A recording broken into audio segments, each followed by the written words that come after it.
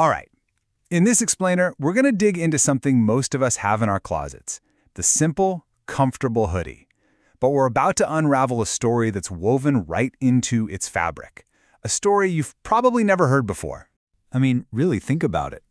That go-to hoodie you throw on without a second thought? What if its true cost has nothing to do with the price tag? Yeah, because packed into those fibers is a massive global journey of resources, energy, and transportation. We're about to follow that journey, and I think you're going to be pretty surprised by what we find. Okay, so let's start with this huge contradiction, this feeling we all know. There's how a hoodie feels, and then there's the reality of how it's made. And that's what we're calling the cozy deception. On one hand, it's the definition of comfort, right? Soft, simple. But the reality is, well, it's anything but simple. Behind that cozy feeling is a tangled, globe-spanning supply chain with a seriously heavy environmental footprint. That comfort, it turns out, comes at a pretty high cost. To really get that cost, we have to go all the way back to the beginning, from field to fabric. Because long before it was a hoodie, it was either a plant growing in a field or a chemical compound in a lab. And that's where this whole environmental story really kicks off. And right here, at the very source, we hit our first major problem. It can take over 2,500 gallons of water to produce the cotton for just one hoodie. To put that in perspective, that is more water than one person drinks in 3 years. The agricultural footprint for conventional cotton is just immense. So, let's break it down. Traditional cotton is incredibly thirsty and usually depends on a ton of pesticides. Now, if your hoodie is synthetic, like polyester, well, that starts its life as fossil fuels. And it sheds tiny microplastics every single time you wash it.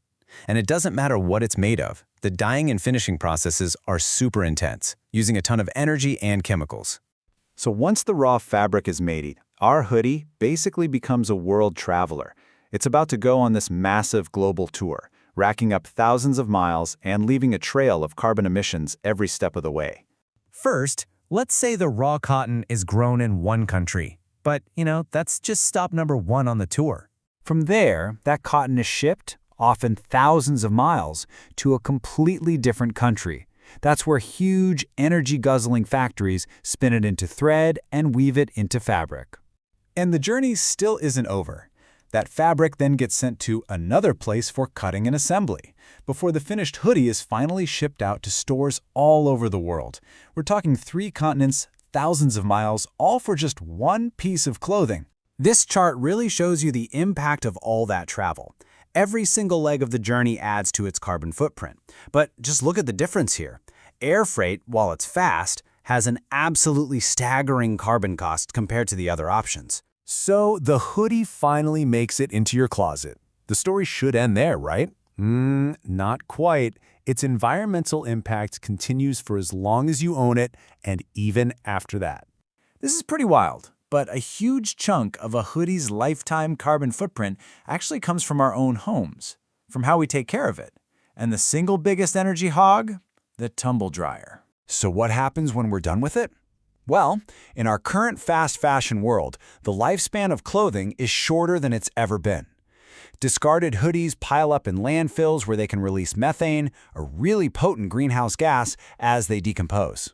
Okay, I know, that was a lot of heavy information.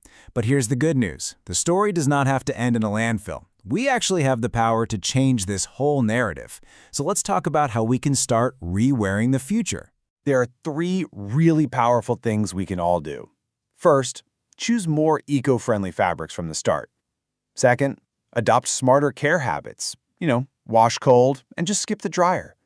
And third, we can use our money to support brands that are actually being transparent and sustainable. A bigger, more systemic solution is this idea of a circular economy. Instead of the old take, make, waste model, circularity is all about designing waste out of the system from the very beginning. The goal is to just keep materials in use for as long as possible. And here's what that actually looks like. It means repairing what we own to make it last. It means selling or donating our clothes to give them a second, third, or even fourth life. And finally, it means having systems to recycle old fibers back into new fabric. So the biggest takeaway here is this. From the fabrics we pick, to the way we do our laundry, to what happens at the end of a garment's life, all of our choices, together, have the power to completely rewrite the story of fashion. We started with a simple hoodie, but now you know its hidden story, that massive journey spanning the entire globe. So the only question left is, what are you going to write for its next chapter?